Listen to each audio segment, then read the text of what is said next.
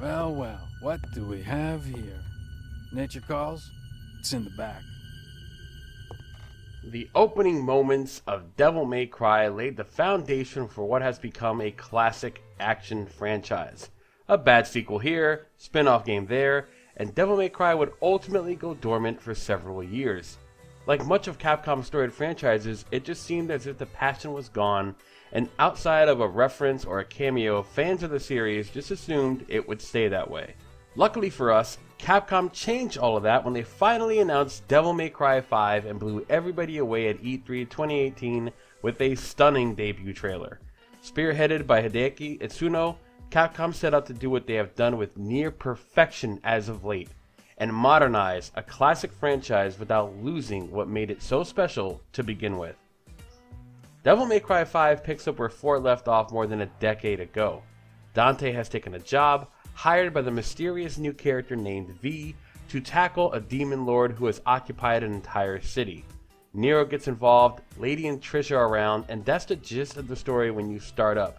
I'm not going to spoil how wild things end up, because the story goes places, and for a game not lauded much for its plot much, I was genuinely surprised by how well the story was told, and the surprises it had in store for me as I progressed through it. While most of the action is tried and true, the game does feature a number of changes. In terms of plot, while the structure of the game is familiar to any returning veterans, the way the story is laid out is a bit unusual. Dante, Nero, and newcomer V are all playable, and who you play as is largely based on the storyline. Every now and then a chapter will allow you a choice of character, but for the most part the game will dictate who you are using at any given moment. The storyline itself is also told in a non-linear fashion. The game will constantly shift and weave forward and backwards through time. It's an initially confusing way to tell the story, but after a couple of chapters the full picture comes into view and jumps in time will become clear. While it seems limiting, all 3 characters are a blast to play, and they provide enough unique upgrades and skills that any one of these 3 could power an entire action game by themselves. The return of Dante and Nero also brings a return of their classic gameplay. Nero, losing an arm from the onset, is given a prosthetic arm called Devil Breakers.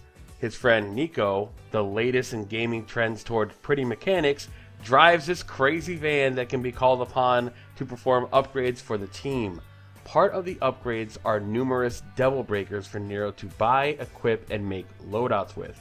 Each one of these Devil Breakers is vastly different, and they bring unique attacks and gameplay styles with them.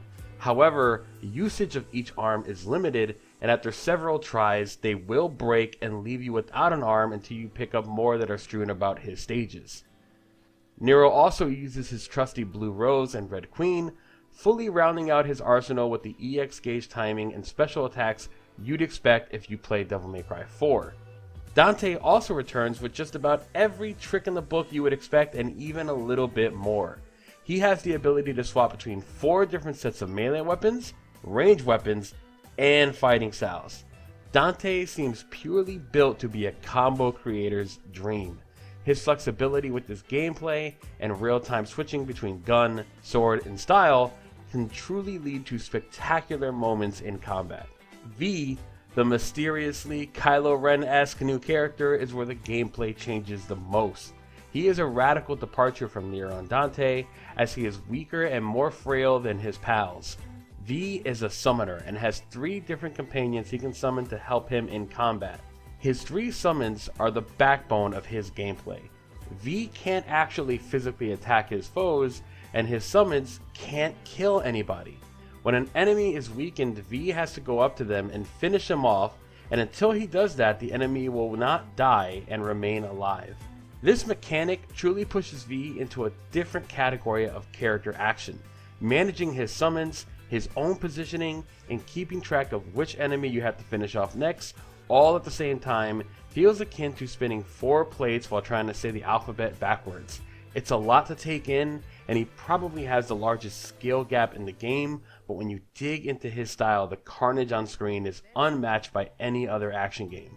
A panther uppercutting an enemy while a bird is juggling them with lightning while you're riding on the back of a giant is a sight to behold, and I found myself gravitating to V whenever I had the choice of character to use, simply because his style is completely unique to the genre.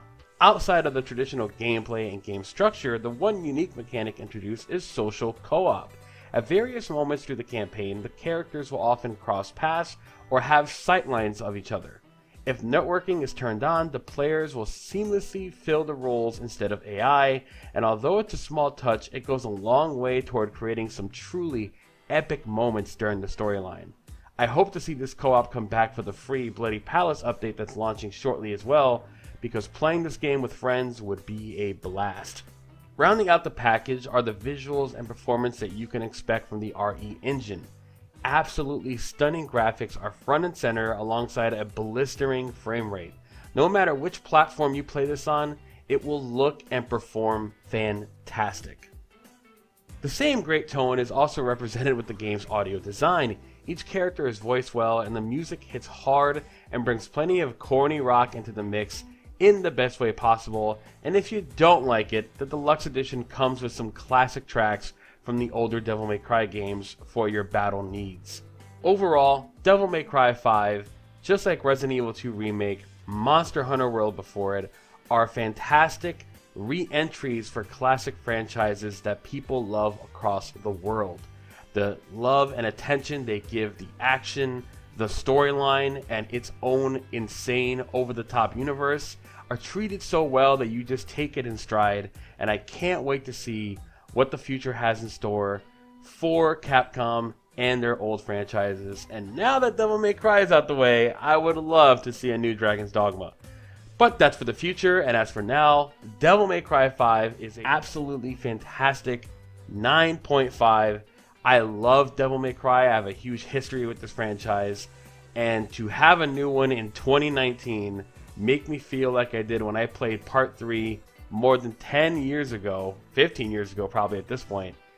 I was not expecting that, and I absolutely love the new Capcom. So I hope you guys enjoyed this Rectify review. I am Namtox. Please like, comment, and subscribe. Let's hit 2,000 subscribers, and check out the website for the full written review. Have a good one, everyone.